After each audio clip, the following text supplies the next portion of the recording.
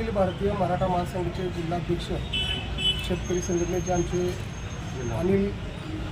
जिल्हाध्यक्ष अनिल बापू गराळ यांनी छत्रपती शिवाजी महाराजांच्या पुतळ्यासंदर्भात साहेबांच्या लोकप्रतिनिधींना निदर्शनास हे आणून दिलेलं आहे की सदरचा जो छत्रपती शिवाजी महाराजांचा जो पुतळा आहे तो पूर्णपणे जीर्ण झालेला आहे, ते बांधकाम आजूबाजूचं.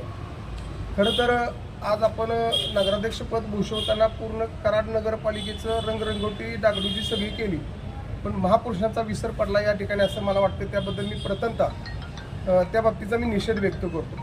कारण छत्रपती शिवाजी महाराज सर्व महापुरुष आहेत म्हणून आज आपण इथपर्यंत आपण कार्यरत काम करत आहोत.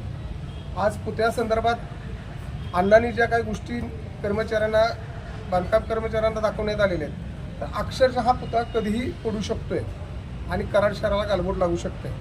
पण रिक्षा गेट जवळ असल्यामुळे त्यांची रहदारी इथं असल्यामुळं त्यांनी बारकाईनं यावरती वारंवार लक्ष दिल्यामुळे आज नगरपालिकेच्या आम्ही निदर्शनास आणून दिलं आहे की सदरच्या पुतळ्याचा परिसर आणि पुतळा एक नवीन पद्धतीनं रिन्युएशन करावा आणि येत्या जनरलच्या मिटिंगमध्ये सदरचा हा ठराव आपण पारित करावा. अन्यथा हे सर्व विविध संघटनेचे या ठिकाणी जे पदाधिकारी आहेत त्या अनुषंगाने ह्या छत्रपती शिवाजी महाराजांच्या पुतळ्याच्या संदर्भात आम्ही एक मोठं आंदोलन उभा करणार आहे. कारण का की केबिनमध्ये AC आली, केबिनमध्ये टेबल आले, केबिनमध्ये खुर्च्या आल्या, अगदी मोठमोठ्या रकमेच्या सगळ्या वस्तू आल्या.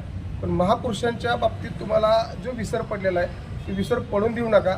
शेवटी महापुरुष आहेत म्हणून आपण आहात एवढंच या ठिकाणी सांगतो. आणि शिवसाहेबांनी सुद्धा जनरल सभेमध्ये हा पहिल्यांदा ठराव घ्यावा एवढी अपेक्षा बाळगतो. अन्यथा विविध संघटनेच्या माध्यमातून आमचे जन आंदोलन चालूच राहणार आहे.